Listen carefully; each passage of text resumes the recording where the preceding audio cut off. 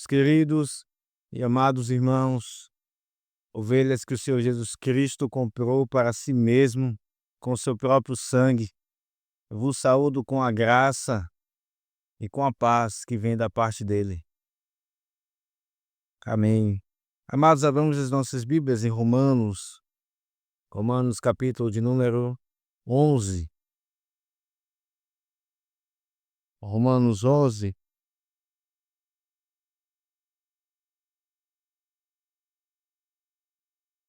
a partir do verso de número 11.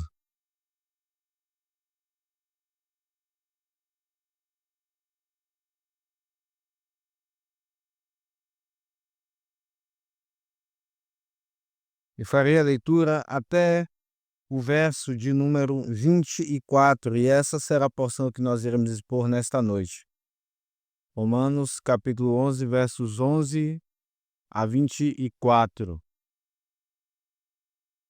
Romanos capítulo 11, versos 11 a 24. Assim está escrito, irmãos, e peço que todos acompanhem com a devida atenção a palavra do Senhor. Pergunto, pois, porventura tropeçaram para que caíssem? De modo nenhum. Mas, pela sua transgressão, veio a salvação aos gentios para pô-los em ciúmes. Ora, se a transgressão deles redundou em riqueza para o mundo, e o seu abatimento em riqueza para os gentios, quanto mais a sua plenitude. Dirijo-me a vós outros que sois gentios. Visto, pois, que eu sou apóstolo dos gentios, glorifico o meu ministério para ver se, de algum modo, posso incitar à emulação os do meu povo e salvar alguns deles. Porque se o fato de terem sido eles rejeitados trouxe reconciliação ao mundo, que será o seu restabelecimento, senão vida dentre os mortos? E se forem santas as primícias da massa, igualmente o será a sua totalidade. Se for santas a raiz, também os ramos o serão. Se, porém, alguns dos ramos forem quebrados, e tu, sendo oliveira brava, foste enxertado no meio deles, e te tornaste participante da raiz e da seiva da oliveira, não te glories contra os ramos. Porém, se te gloriares, sabe que não és tu que sustentas a raiz, mas a raiz a ti. Dirás, pois, alguns ramos foram quebrados para que eu fosse enxertado? Bem, pela sua incredulidade foram quebrados. Tu, porém, mediante a fé, estás firme. Não te soberbeças, mas teme. Porque se Deus não poupou os ramos naturais, também não te poupará. Considerai, pois, a bondade e a severidade de Deus. Para com os que caíram, severidade.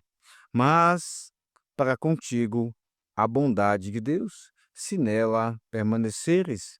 Doutra sorte também tu serás cortado. Eles também, se não permanecerem na incredulidade, serão enxertados, pois Deus é poderoso para os enxertar de novo.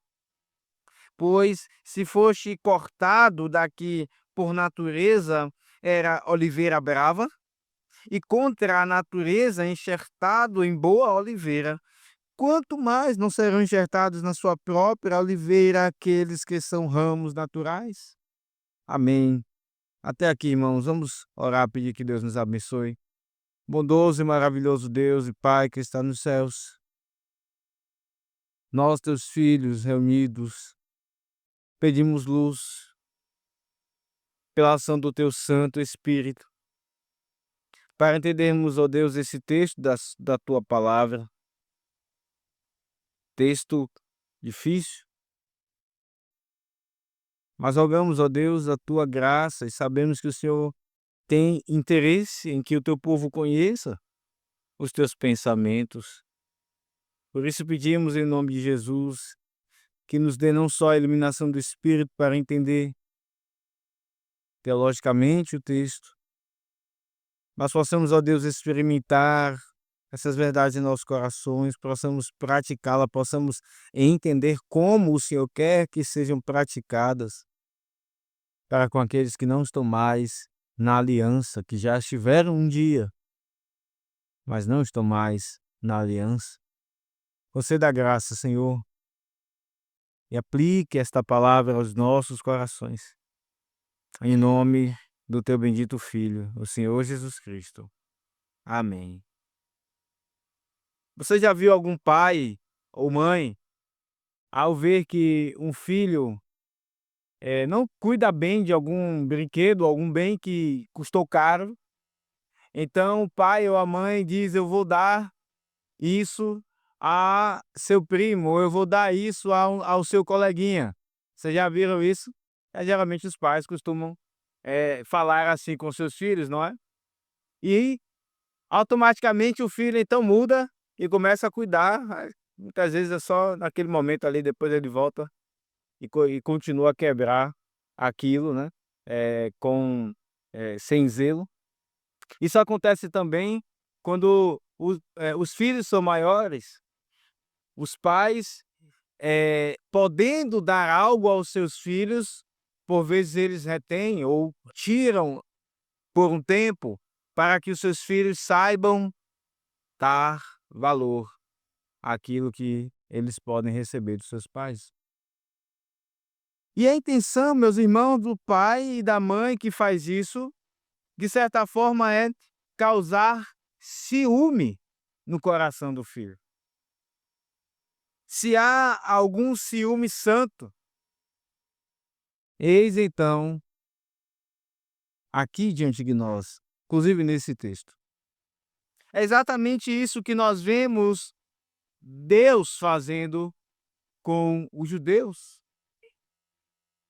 Nós temos visto aqui nessa exposição que Paulo abre um parêntese desde o capítulo de número 9, que se encerra aqui no capítulo de número 11, para falar acerca do lugar dos judeus no plano de Deus, tendo eles rejeitado o Senhor Jesus Cristo, como ficam então os judeus que receberam tantas promessas, tantos benefícios? Não eram eles povo de Deus, chamado assim? Qual será o futuro dos judeus? Será que Deus ainda tem planos para que eles sejam alcançados? Será se toda a nação será alcançada? Será que Deus tem duas salvações, uma para os cristãos, outras para os judeus, como muitas vezes ouvimos por aí? É sobre isso que essa sessão fala. E aqui nesta parte que nós estamos, meus irmãos, nós vemos que o apóstolo Paulo, ele mostra que o Senhor Deus, ele teve um objetivo quando ele alcançou os gentios. Ele quis causar ciúme nos judeus. Um ciúme santo. E ciúme esse que de forma alguma deve ser instrumento para alimentar o orgulho nos gentios, pelo contrário. É disso que o texto aqui nos está falando. Por isso o tema do nosso sermão é o seguinte: ciúme santo. O método de Deus para a salvação dos judeus eleitos. Ciúme santo. O método de Deus para a salvação dos judeus eleitos. Nós pudéssemos resumir numa frase esse texto difícil de ser pregado. Quando nós pregamos de forma expositiva, nós não escolhemos o texto que vamos pregar. Se fôssemos escolher o texto, certamente esse seria um dos textos menos escolhidos pelos pregadores por conta da dificuldade. Esse e, inclusive, o seguinte, a partir do verso número 25. Mas aqui, meus irmãos, está uma frase que, obviamente, para um texto difícil, ela também não é curta.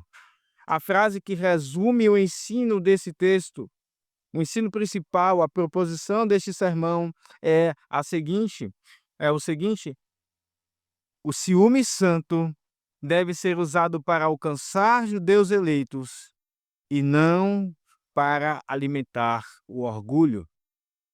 O ciúme santo deve ser usado para alcançar judeus eleitos e não para alimentar o orgulho nos gentios. Nós iremos ver então o nosso sermão sobre 2 pontos. O que Paulo faz aqui, na verdade, meus irmãos, é lançar um fundamento. O ensino dele está de forma resumida aqui no verso número 11. E ele destrincha esse ensino, inclusive repete em alguns outros versículos o mesmo que já disse no verso número 11.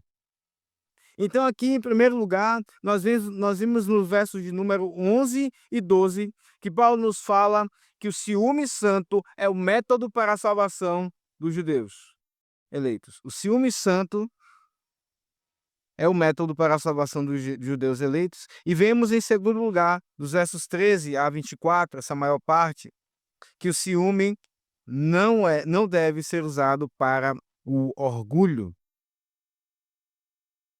Olha aí, a partir do verso número 11, aqui começamos a ver o método de Deus, o ciúme santo para salvar judeus eleitos. Pergunto, pois, porventura tropeçaram para que caíssem?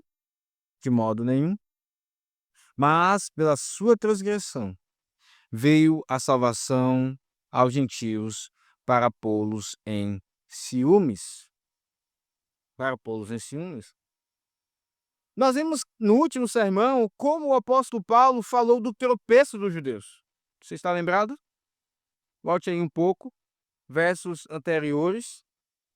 E Paulo falou com palavras, inclusive, muito duras, sobre como os judeus eles estão cegos, como, inclusive, a pregação do evangelho serve ainda mais para cegá-los, para endurecer os seus corações, para impedir que eles entendam o evangelho. Citando Davi, no versos 9 e 10, diz o texto, e diz Davi, tornou-se-lhes a mesa em laço e armadilha em tropeço e punição, escureçam-se-lhes os olhos, para que não vejam, e fiquem sempre encurvadas as suas costas. Nós vemos que esse é um salmo messiânico, o Salmo 69, portanto o próprio Senhor Jesus Cristo, muito mais do que Davi, ora essas palavras, ele que foi rejeitado pelos judeus, quando pregou aqui nessa terra. Então ele mesmo, tendo sido rejeitado e acabando na cruz por causa da rejeição dos judeus, ele mesmo ora ao Pai, pedindo que Deus escureça os olhos daqueles que os rejeitaram, para que não vejam. E eles sempre fiquem curvados para sempre, como escravos. Eles que diziam, nós somos filhos de Abraão, nós somos escravos, eles vivam como escravos. Aqueles que negaram o Senhor Jesus. Mas então fica a pergunta, ora, então vai ser para sempre isso?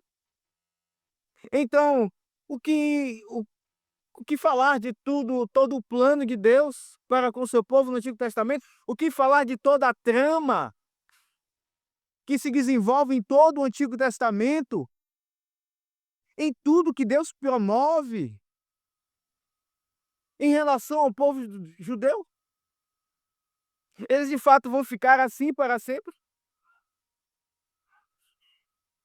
O evangelho então alcança os gentios e agora os judeus vão ficar perdidos para sempre? Essa é a pergunta que o texto aqui nos responde. É que nós vemos, meus irmãos, de forma impressionante a sabedoria de Deus na sua providência. Você já jogou xadrez alguma vez? É difícil, não é?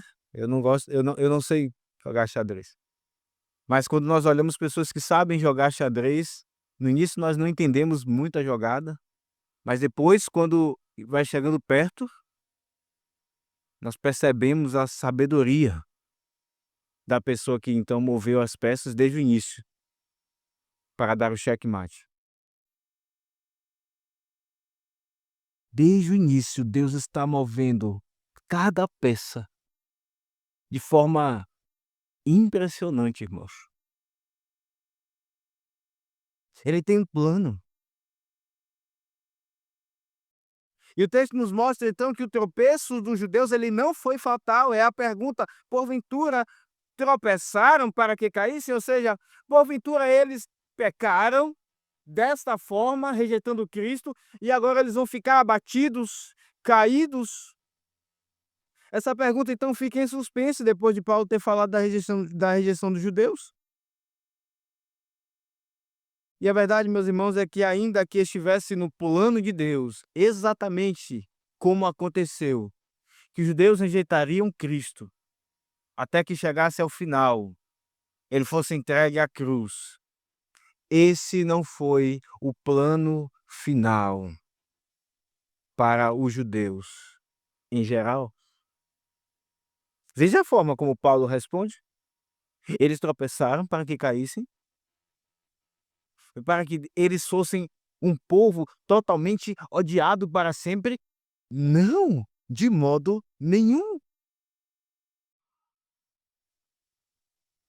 Deus tinha um objetivo quando ele então, na sua soberania, faz com que os judeus não aceitem o evangelho. O evangelho então se espalha para as nações, inclusive ali em Atos 2, quando os judeus veem as grandezas de Deus sendo faladas em outras línguas que não hebraico. Então ali Deus tem um plano, um objetivo quando ele faz isso. Veja, pela sua transgressão veio a salvação dos gentios. Aqui está uma parte da jogada sábia, uma jogada de mestre do Senhor. Ele tira a mensagem dos judeus para entregar aos gentios.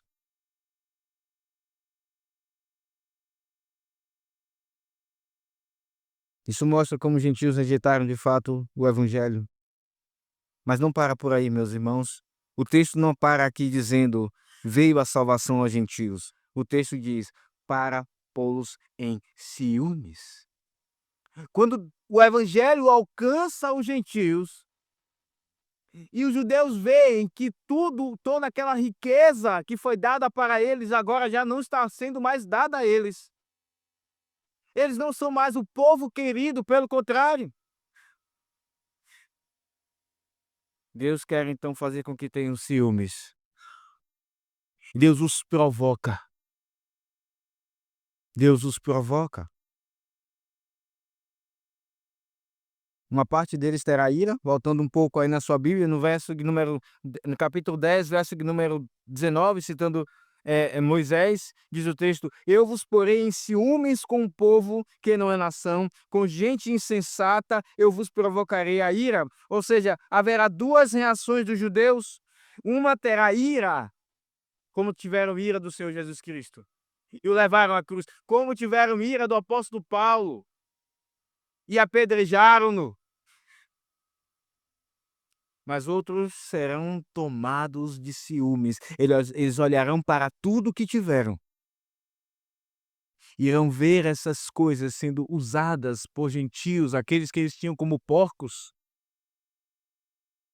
Irão ver o efeito do evangelho transformando idólatras imorais, fazendo-os amar ao Deus de Abraão, aqueles que eles diziam de quem eram filhos. Nós vemos, meus irmãos, essa trama em muitas partes da Escritura, em muitas parábolas, inclusive.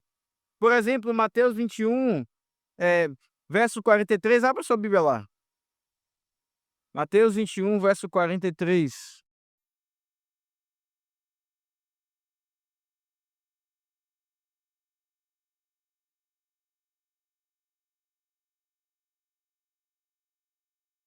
Mateus capítulo 21. Não lerei toda a parábola, mas aqui nós vemos a parábola dos lavradores maus. Um senhor tinha uma uma plantação, uma vinha, ele então entrega a lavradores, vai, viaja, depois ele manda trabalhadores para tomar conta, e então esses trabalhadores são violentados até que ele envia o filho, que é morto, para que eles tomem a herança do filho. E nós sabemos que o Senhor Jesus Cristo está mostrando que esses lavradores que mataram esses servos do dono da vinha são exatamente os gentios, ou aliás, os judeus. Até que matam um filho, esse filho é o próprio Senhor Jesus Cristo, que já estava já mostrando, falando que ele seria morto.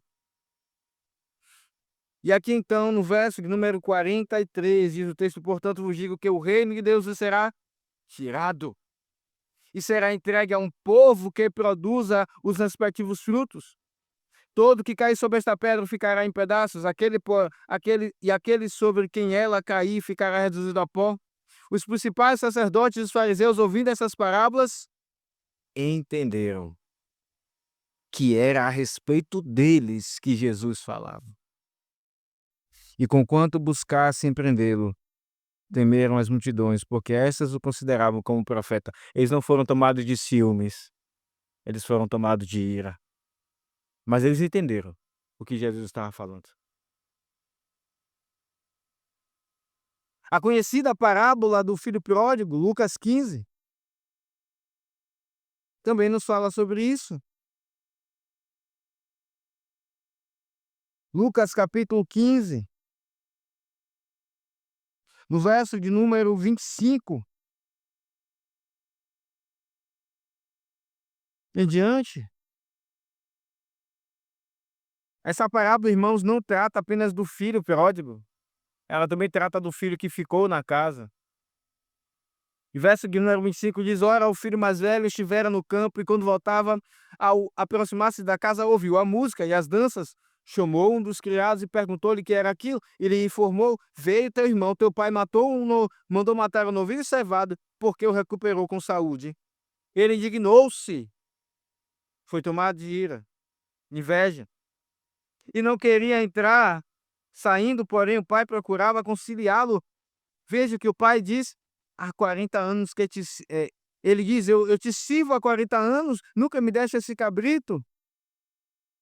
Vindo este teu filho, que desperdiçou tudo, mandaste matar o novilho cevado? Ele diz, o pai: meu filho, tu sempre estás comigo, tudo que é meu é teu. Veja a forma com que esse pai fala com o judeu. Ele quer dizer: eu tenho mantido estas coisas para os judeus. Vocês não devem deixar este caminho e ficarem perdidos. Vocês devem manter-se em casa. Lá em Mateus que é chamado até mesmo de antissemita pelos próprios judeus, em Mateus 8, 10 a 12, quando Jesus vê aquele centurião que pede para que Jesus cure seu servo, então Jesus diz assim, diz o texto, ouvindo isto, Mateus 8,12, ouvindo isto, admirou-se Jesus e disse aos que o seguiam: em verdade vos afirmo que nem mesmo em Israel achei fé como esta. Digo-vos, porém, que muitos virão do Oriente e do Ocidente, tomarão lugares à mesa com Abraão, Isaque e Jacó no reino dos céus. Ao passo que os filhos do reino, os judeus, serão lançados para fora nas trevas. Ali haverá choro e ranger de dentes. Muitos textos falam sobre isso, meus irmãos. Inclusive em Atos 13:46, quando diz o texto, Paulo pregava ali numa das cidades, e então diz o texto, Atos 13:46, então Paulo e Barnabé, falando ousadamente, disseram: cumpria que a vós outros em primeiro lugar. Por isso Paulo diz aqui em Romanos, primeiro do judeu, depois do grego. Cumpria a vós outros em primeiro lugar. Como Jesus também disse: vão primeiro as ovelhas perdidas da casa de Israel. Por isso Paulo diz: cumpria que a vós outros em primeiro lugar fosse pregada a palavra de Deus. Mas posto que a rejeitais e a vós mesmos os julgais indignos da vida eterna, eis aí que nos volvemos para os gentios. Vários outros textos poderemos ler. textos duros, como aquele de Mateus 8, que diz que os filhos do reino seriam lançados nas trevas. E pode parecer então que o objetivo de Deus com os judeus agora é somente destruí-los, todos. Porém não, irmãos, o texto, voltando para Romanos 11, verso 11, diz que o objetivo de Deus é colocá-los em ciúmes. É colocá-los em ciúmes. Deus quer salvar os judeus eleitos e ele usa como método os ciúmes, o ciúme santo. O texto segue dizendo no verso 12: ora, se a transgressão deles redundou em riqueza para o mundo e o seu abatimento em riqueza para os gentios, quanto mais a sua plenitude. E de fato, meus irmãos, os judeus tinham muita riqueza. Paulo fala disso em Romanos 9. Deles os patriarcas, deles as promessas, deles as alianças, deles o culto. Tudo isso foi dado a eles. Inclusive deles vem o Cristo. Tanta riqueza enquanto o mundo está em pobreza. O mundo em pobreza de idolatria, o mundo em pobreza de imoralidades. O mundo estava em grande pobreza, até que então, quando eles caem, o mundo recebe a riqueza deles. Quando eles são abatidos, a ideia aqui de estarem perdidos, como um homem que perdeu a luta e foi derrubado na lona. Agora então a riqueza vem para os gentios. Ora, Paulo está usando a lógica.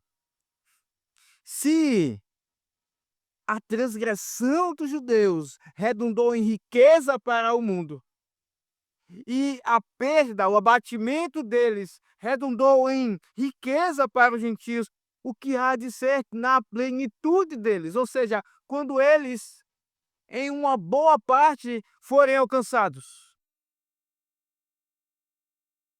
É uma lógica. Ou seja, haverá muito mais bênçãos para os gentios. E de fato, meus irmãos, quando olhamos para o mundo ainda hoje, nós vimos tanta pobreza, não é verdade?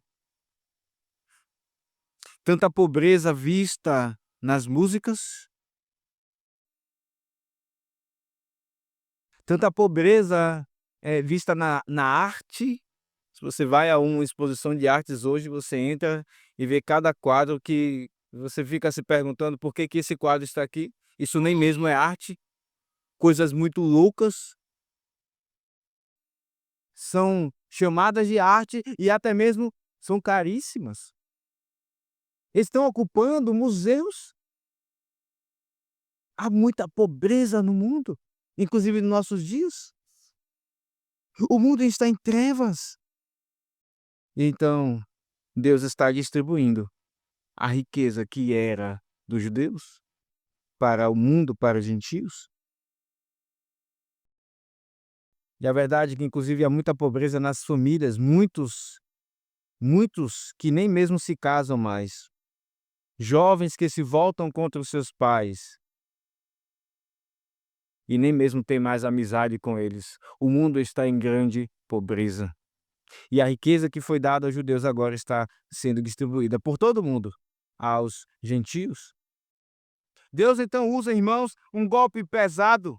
Ele dá salvação a povos que nunca amaram e valorizaram a lei de Deus. Enquanto os judeus, desde pequenos, estão inculcando a lei nos seus filhos, fazendo-os memorizar a lei, desde pequeno, Deus pegou a lei e deu a pessoas que não valorizavam ela, que nunca foram ensinadas nelas, que tinham ódio da lei, ódio da Bíblia, ódio da Escritura. Deus usa então de um golpe pesado para causar ciúme nos judeus. Paulo já falou, inclusive, da vida pregressa dos povos em Romanos 1. no verso de número 18 em diante, como muitos até mesmo se dando homem com homem, mulher com mulher, são a esses a quem Deus entrega aquilo que era de grande e precioso para os judeus.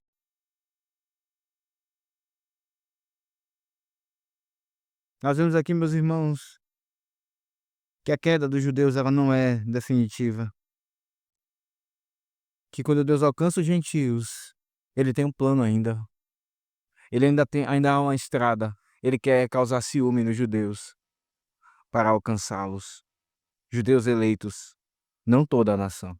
Como vemos muitos dizendo por aí, que Deus tem uma salvação especial para os judeus, para a nação judaica. Não.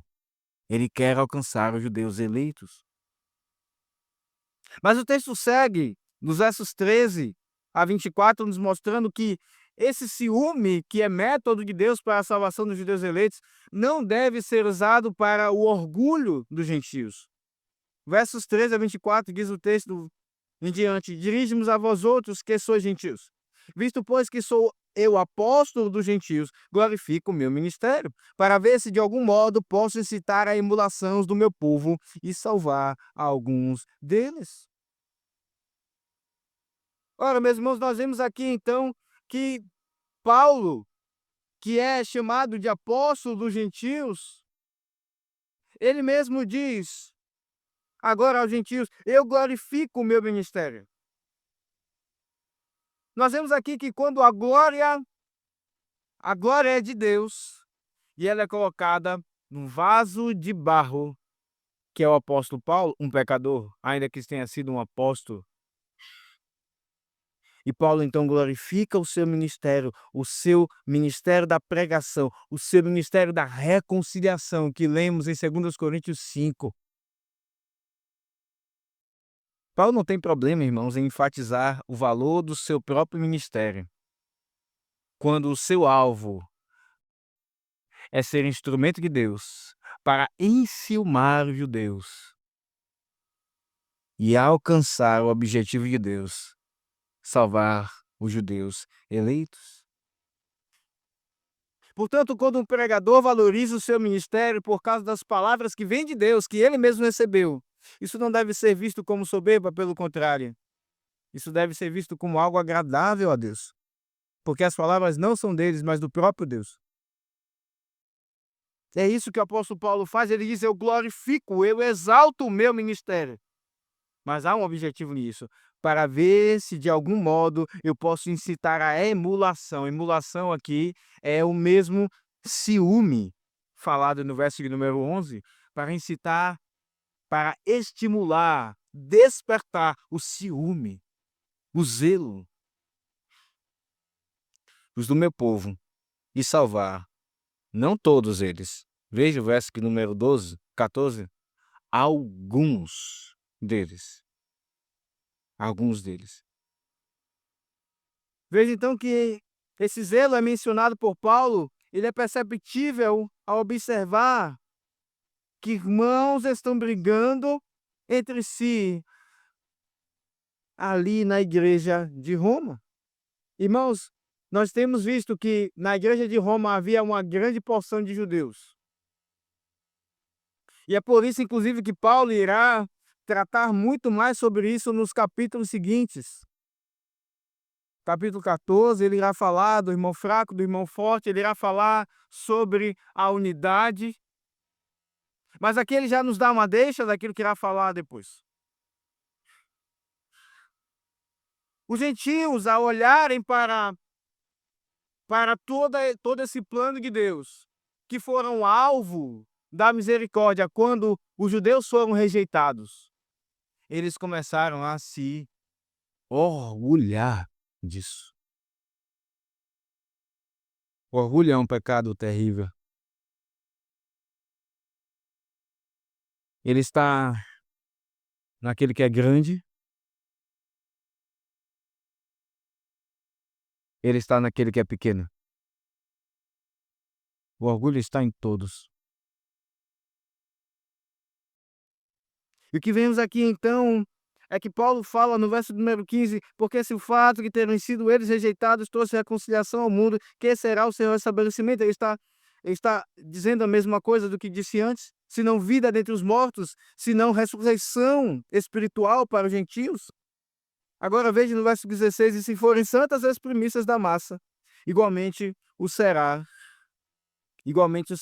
a sua totalidade, se for santa a raiz, também o serão os ramos.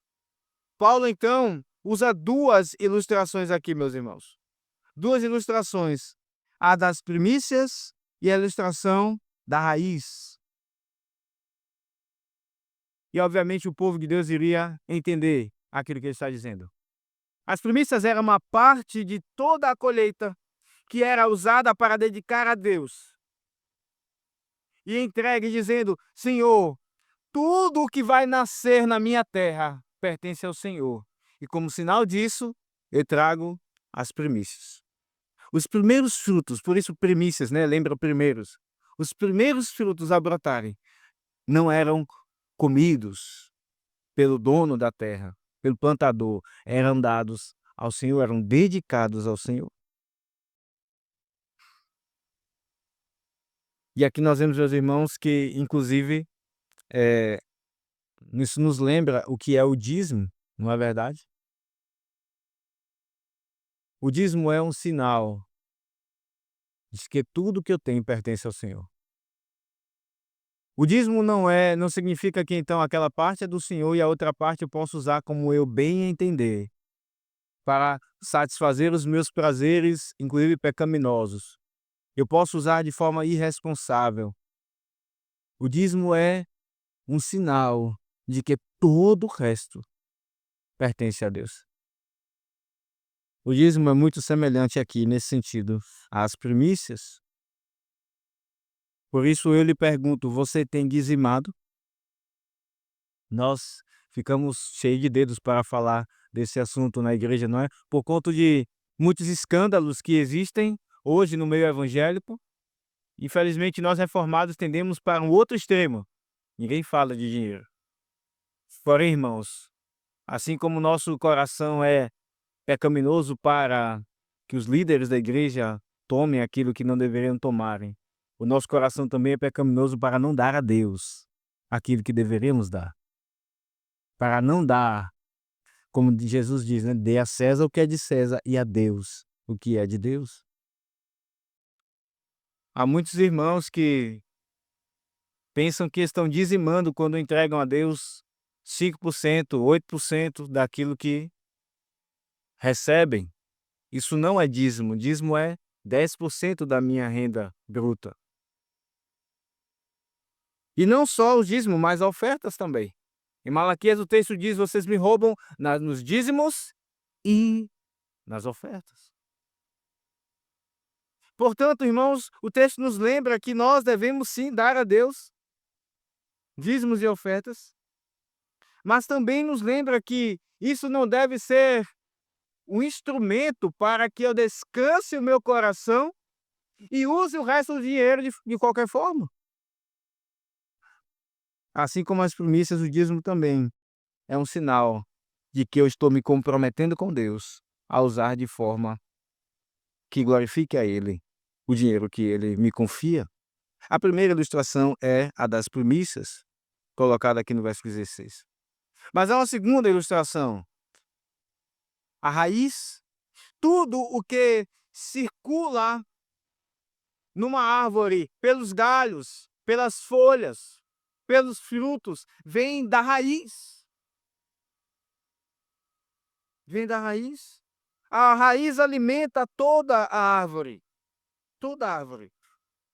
E então, o texto nos traz essa ilustração porque a raiz aqui são exatamente os patriarcas, os pais da nação de Israel. Abraão, Isaque, inclusive Jacó, que teve seu nome mudado para Israel, o nome da nação.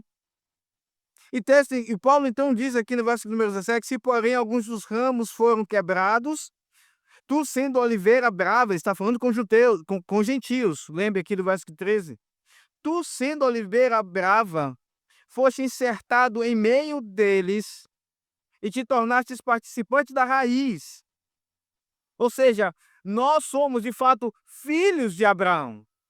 Paulo já nos disse isso em Romanos 5, o pai da fé.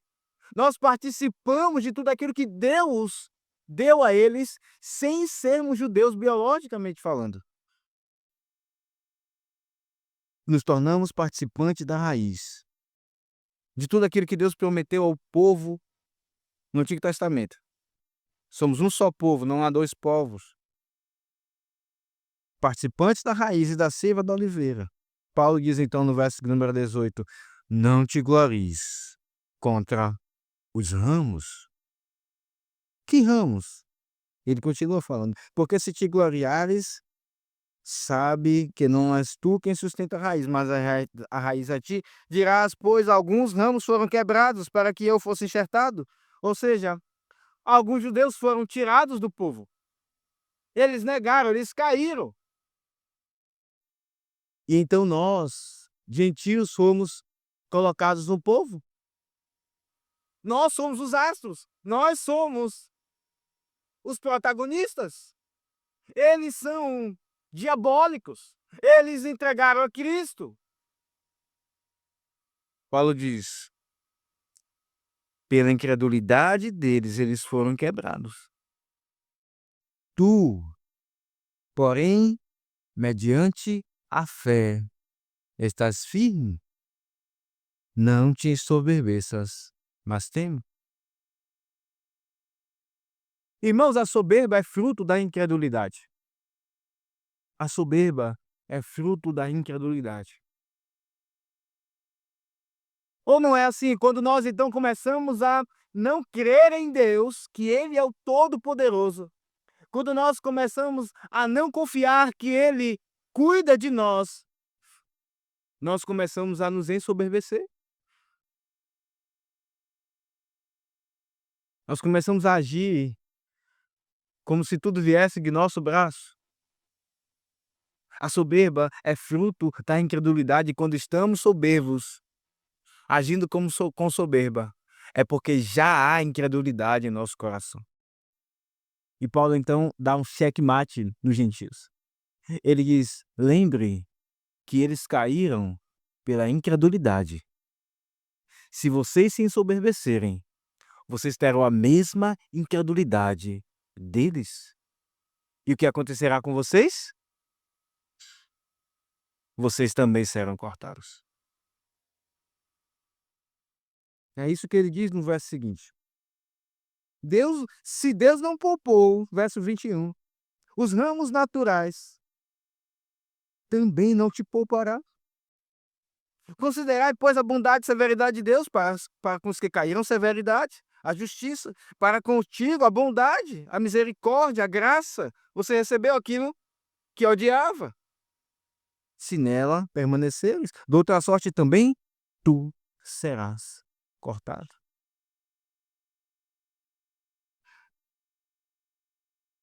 Eles também, se não permanecerem na incredulidade, serão enxertados, pois Deus é poderoso para os enxertar de novo.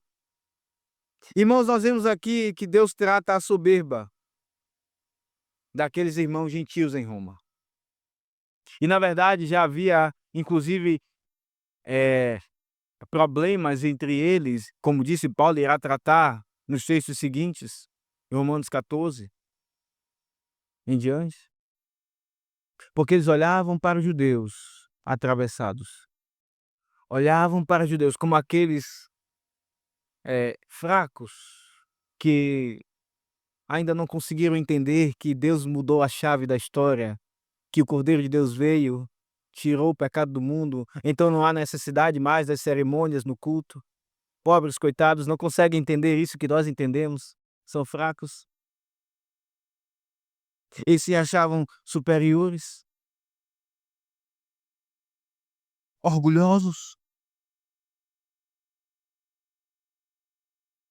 Inclusive, não apenas com aqueles que estavam irmãos na igreja, mas para com aqueles que já tinham saído da aliança e que tinham sido cortados, ramos cortados. Como Deus trata, irmãos, a nossa soberba, o nosso orgulho nesse texto. Muitas vezes nós olhamos para os irmãos de cima. Muitas vezes os outros são os errados, são os estranhos. Nós não, somos as pessoas certas. E como disse, quando vem o orgulho, é porque a incredulidade já está em nosso coração. É porque nós já estamos confiando mais em nós, esquecendo-nos dos nossos pecados, que nós, assim como também os outros, temos pecados. E Deus é paciente com o meu irmão e comigo também.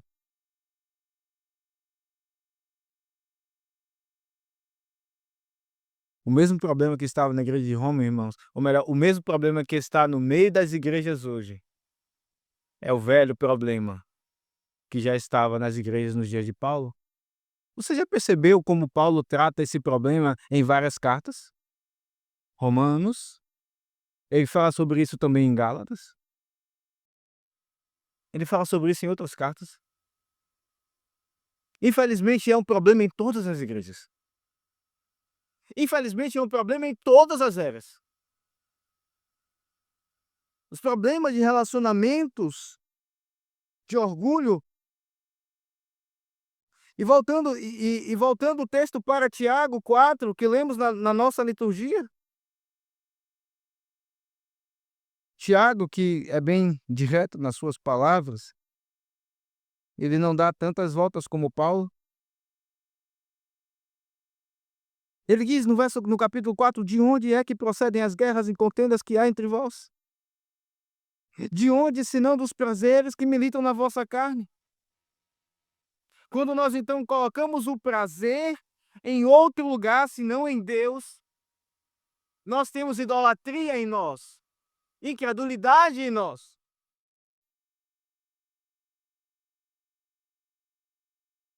Ah, irmãos, como os nossos corações são cheios de guerras. Cheios de guerras. E esse é um pecado que o Senhor trata, não só na igreja de Roma, ele também trata em nossa igreja e na sua igreja espalhada pelo mundo. Não podemos olhar para o irmão como os irmãos aqui gentios olhavam para judeus. Coitados, não conseguem entender isso. Tão fácil. Quando há outras coisas que o nosso irmão tem facilidade de entender e nós não temos. Mas o pecado dos irmãos gentios não era apenas esse, irmãos. Era também olhar para aqueles que tinham saído da aliança e dizer: são terríveis, que Deus nunca os alcance. Rejeitaram Jesus, pisaram na aliança.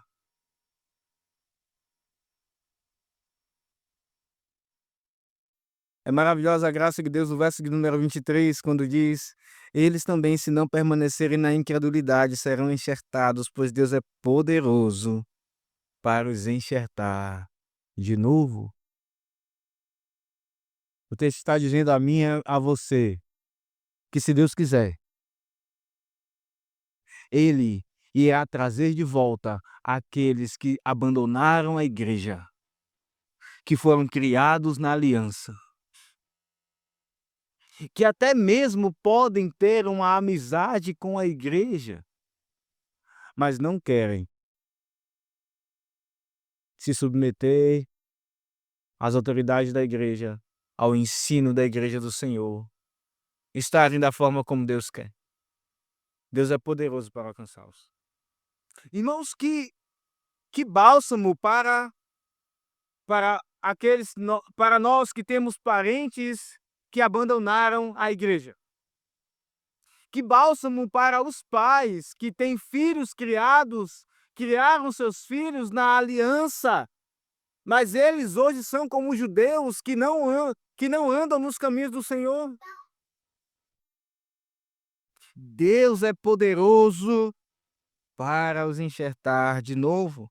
Isso ensina a mim e a você que não devemos olhar com olhares soberbos para aqueles que foram quebrados, como galhos quebrados da igreja. Não se ensoberbeça. Lembre que foi quando foi por aí que começou, até que foram cortados os judeus. Não se ensoberbeça, mas tema. Se humilhe, olhe para os seus pecados e clame a Deus por aqueles que foram cortados da aliança, para que Deus, se Ele quiser, os enxerte. Não devemos olhar certamente, irmãos, com olhares como que dizendo: "Agora você vai ver o que é ter sido negar toda todo o ensino da palavra. Agora você vai sofrer até o último dia da sua vida". Não, nós devemos nutrir em nossos corações a esperança que Deus alcance e enxergue de novo na igreja, a oliveira. Como esse texto, meus irmãos, é difícil, nós iremos, tratar, se Deus permitir, na próxima ocasião, algo que é alvo de grande debate na teologia, inclusive nos reformados, no meio dos reformados. Se há um momento, um marco temporal em que Deus irá alcançar os judeus, essa plenitude aqui falada no verso número 12, em que muitos judeus irão ser alcançados e depois virá um alcance, um avivamento dos gentios. É isso que trataremos na próxima ocasião, se Deus nos permitir. Certamente esse é um tema difícil, mas o texto nos ensina, irmãos, acerca dessas coisas. Por ora, aqui fica o ensino de que Deus tem um método para alcançar os judeus eleitos: um ciúme santo. Isso de forma alguma deve ser usado para orgulho. Pelo contrário. Que Deus nos abençoe, que Ele nos ensine a nos relacionarmos entre nós, que Ele nos ensine a olhar para aqueles que já saíram da igreja, com olhar de misericórdia, com um desejo de que retornem com a graça do Senhor. Em nome de Jesus. Amém. Vamos ficar de pé.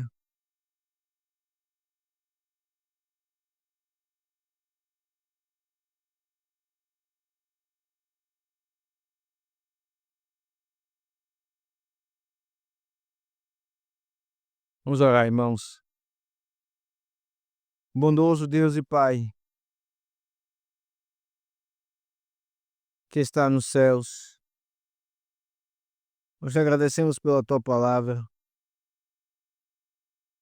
Ó Deus poderoso, como o texto se refere a ti, nós clamamos que o Senhor alcance aqueles que foram cortados do meio da igreja, cortados da oliveira.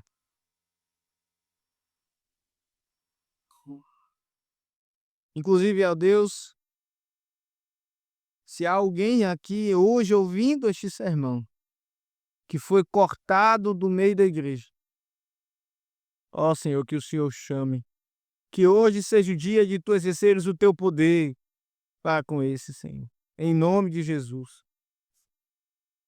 Que o Senhor alcance também aqueles que estão aqui